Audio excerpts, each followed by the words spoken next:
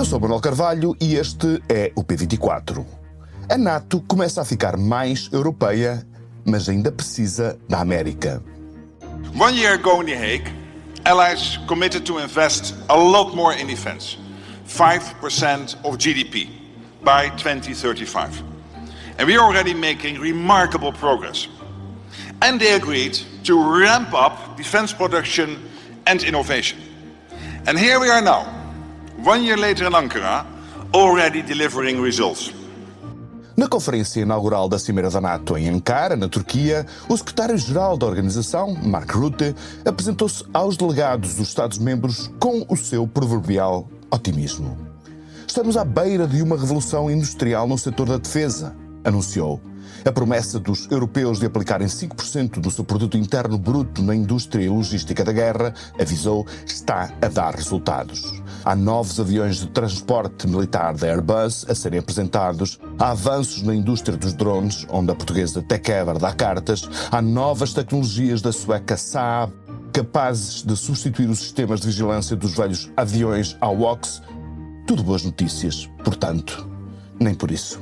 A Cimeira de Ankara continua ensombrada por um espectro, o do abandono dos Estados Unidos do palco europeu que está em curso. O maior problema desta opção tem a ver com o tempo que resta para que a velha ordem da NATO e da defesa europeia possam dar origem a uma nova ordem.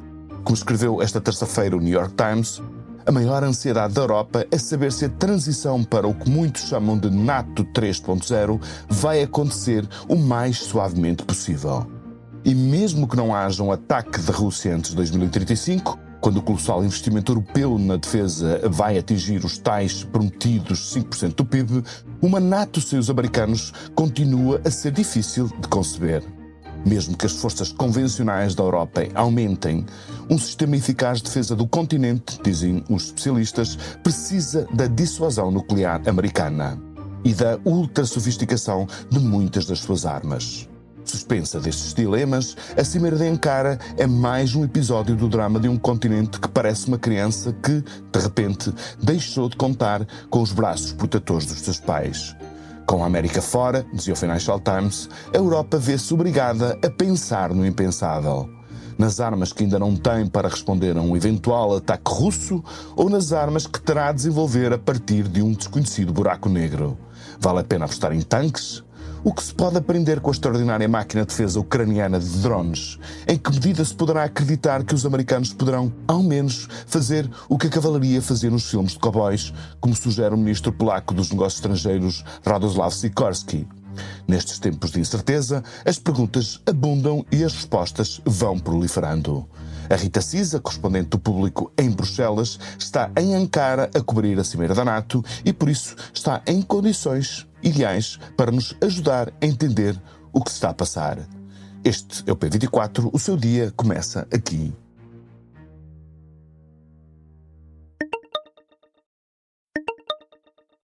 Olá Rita Cisa, bem-vinda de novo ao P24, a partir de Ankara. Podemos dizer que a Cimeira da NATO que estás a acompanhar vai ter como grande novidade a discussão sobre a europeização da organização, como nos sugerem vários títulos da imprensa internacional, ou haverá outros assuntos eventualmente mais importantes que estarão na ordem do dia? Ora viva, essa era a ideia do secretário-geral da NATO e esse é o guião que foi preparado para os trabalhos, a ideia era de facto começar aqui a construir aquilo que é chamado o pilar europeu da NATO.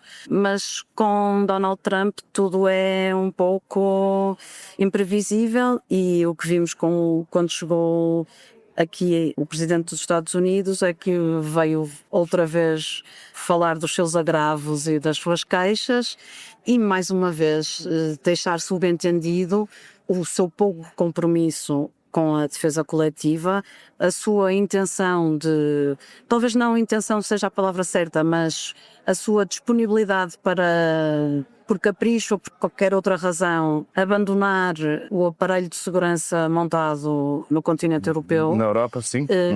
E, portanto, como já percebemos nestas cimeiras da NATO, quando Trump está presente, na verdade, o que está em causa é convencer o presidente americano que é benéfico para o seu país é benéfico para a segurança mundial e para os interesses dos Estados Unidos no mundo que a NATO continue a ser uma organização transatlântica. Portanto, tudo aquilo que foi preparado em termos, por exemplo, do que aconteceu hoje no Fórum Industrial de Defesa e naquilo que vai acontecer amanhã durante a discussão e que culminará na declaração final que os líderes vão adotar, é precisamente convencer Donald Trump que os aliados europeus estão a gastar muito mais dinheiro com a defesa pura e dura e defesa em resiliência, como ele lhes... Estão a fazer aquilo que ele pediu, exatamente.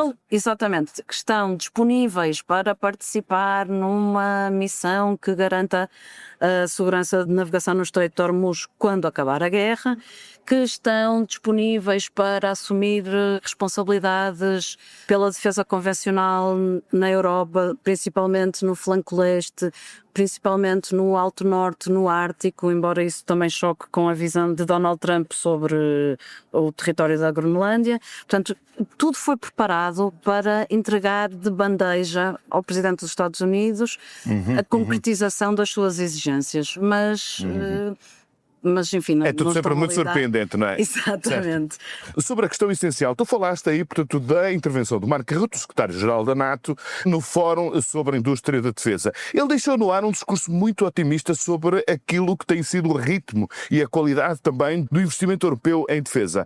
Tu que acompanhas muito de perto estes assuntos há muito tempo, concordas comigo se eu disser, quando eu digo que, de alguma forma, o discurso dele foi um tanto ou quanto exageradamente otimista? Concordo plenamente, até porque nós ainda não conseguimos perceber os números que ele apresentou.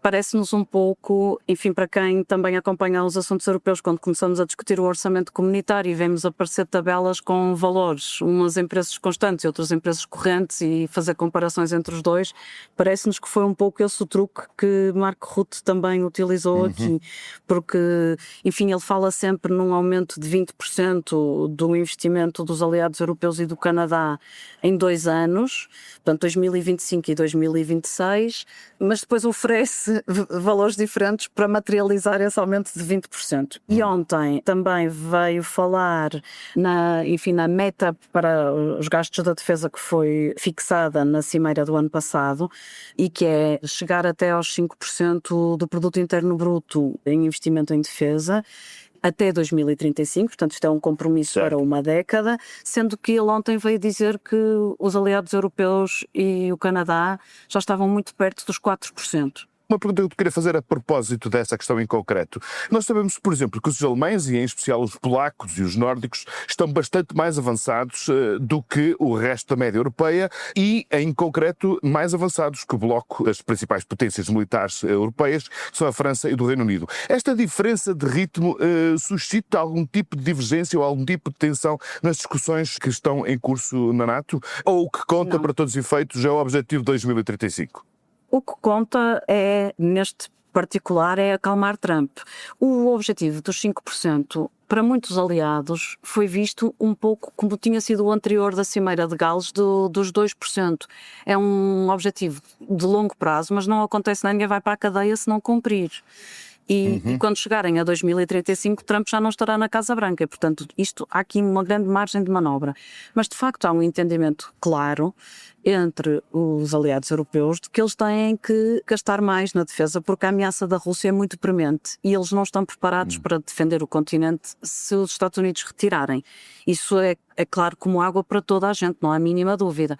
O problema é que nem todos os países europeus têm a margem de manobra da Alemanha, que tu referiste à Alemanha, mas a Alemanha estava muito atrás na meta. A Alemanha começa a acelerar agora. E muito poucos países europeus têm a capacidade orçamental da Alemanha para fazer essa aceleração tão dramática, não é? Portanto, esse é um primeiro aspecto. Em relação à França, há que ter em conta que a França tem um dispositivo nuclear, tal como o Reino Unido, e que a manutenção de um dispositivo nuclear é uma despesa astronómica.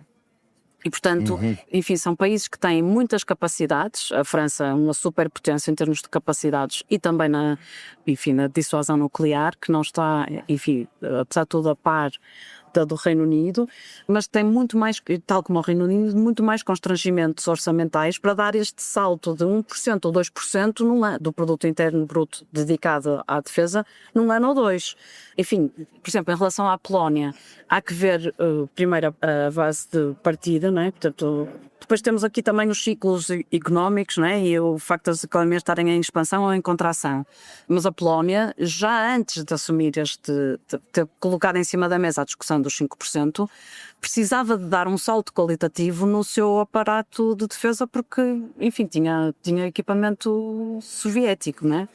Tinha um vizinho também muito desconfortável. Isso também faz com que os países tenham sido... Certo. Exatamente. Agora deixa eu falar de um outro personagem que apareceu nesta cimeira também. Sabe-se que eu refiro-me a Volodymyr Zelensky. Sabe-se que nesta quarta-feira, portanto, ele vai ter uma reunião com o presidente Trump. Mas uma pergunta que eu gostava de te colocar é o seguinte: ele aparece nesta cimeira, desta vez, pelo menos é uma interpretação minha, não apenas como alguém que está a pedir ajuda militar contra os mísseis russos, mas também como o líder de um país que se poderá considerar como um dos mais avançados no sistema de defesa de antidrone do mundo. Isso muda de alguma forma o seu papel nestes encontros internacionais? Ou seja, deixámos de o ver quase como um mendigo, mas como alguém que já disse: tenham-me respeito porque nós, ucranianos, desenvolvemos uma indústria que é eventualmente das mais avançadas, com a qual vocês têm que aprender. Eu acho que muda a posição dele em termos de capacidade de negociar. Ele continua, não como um mendigo, mas ele continua a precisar da ajuda, tanto militar como financeira, dos aliados. Claro. Senão nem mesmo esta indústria que a Ucrânia foi capaz de desenvolver de uma forma absolutamente inovadora e em tempo recorde, consegue sustentar-se, não é? Portanto, consegue manter-se. E ele veio aqui, precisamente ao Fórum Industrial, assinar uma série de protocolos, digamos assim, memorandos de entendimento, contratos, para garantir com parceiros europeus e também com parceiros, por exemplo, a Coreia do Sul e outros, uma dimensão de coprodução que permite dar maior escala e, portanto, que permite dar mais equipamento às forças ucranianas na frente de combate.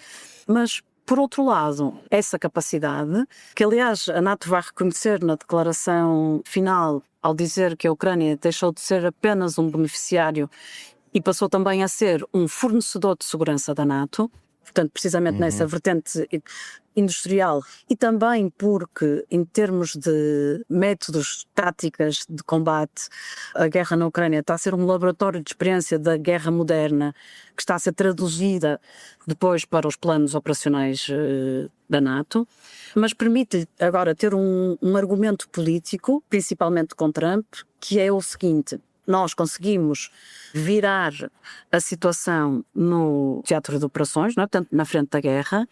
Estamos a infligir baixas à Rússia na ordem dos 35 mil homens por mês, mas estamos a fazer isto para estarmos na melhor posição possível para negociar um acordo de paz. E, portanto, basicamente, a posição de Zelensky é isso que ele vai dizer amanhã a Trump. Ele já não vem às cimeiras da NATO bater à porta e dizer: por favor, deixem-me entrar. Enfim, ele hoje deu... Obviamente isso é um objetivo que está na Constituição da Ucrânia e é, como toda a gente sabe, a garantia de segurança mais firme por força do artigo 5º do Tratado do Atlântico Norte, mas também com Trump, que põe em causa o compromisso dos Estados Unidos com a defesa coletiva, pode também não ser assim tão valioso. Mas o que é valioso é ele dizer a Trump: ao contrário do que aconteceu quando eu estive sentado na sala oval da Casa Branca, eu agora tenho trunfos na mão, eu tenho aqui cartas para jogar, e se tu queres apoiar um vencedor, tu tens que apoiar a Ucrânia. Tu não podes apoiar a Rússia, porque a Rússia não vai ganhar esta guerra. A posição que ele tem, até porque nessa cimeira, nesse encontro que tu referiste na Casa Branca, ele foi claramente tratado por Donald Trump como uma espécie de portainas, portanto, há um mendigo que estava ali, portanto, a viver, portanto, quase dos restos da ingrato, exatamente, da grande potência. Rita, o nosso tempo acabou. Eu deixo aqui, portanto, antes de me despedir de ti, deixo aqui a recomendação para quem nos ouve para continuar a seguir os teus textos na edição online e na edição impressa do Público sobre esta importante cimeira. E já agora, também te agradeço muito por teres vindo uma vez mais ao P24. Foi, como sempre, um privilégio ter-te aqui connosco e com as tuas explicações. Bom trabalho por aí e até breve. Muito obrigada. Até breve, é sempre um gosto. Numa época tão ruidosa como esta, o piano é um instrumento muito virado para a introspeção e que nos faz falta ouvir. A frase da pianista Teresa da Palma Pereira, que estamos a escutar na interpretação de Chopin, é tão lírica ou tão romântica como verdadeira. E, ainda mais importante, pode ser testada até ao dia 2 de agosto no Festival de Piano de Oeiras, que tem como diretora artística a mesma Teresa da Palma Pereira. No cardápio do festival estão, entre outros, o britânico Paul Lewis, a ucraniana Anna Fedorova, o russo Alexei Volodin ou o jovem prodígio Oav Levandon, o israelita. Os concertos acontecem sempre às 18 horas no Auditório Municipal Rui de Carvalho, em Carnaxide. Aproveite-se o cartaz e siga-se o conselho da pianista. Entre o ruído da época e o convite à paz do piano, não é muito difícil escolher. O P24 regressa amanhã. Muito obrigado por nos ouvir. Tenha um excelente dia. Para não perder os novos episódios, subscreva este podcast do Público na sua aplicação preferida. Para além deste programa, há mais para descobrir em público.pt/podcasts. O Público fica no ouvido.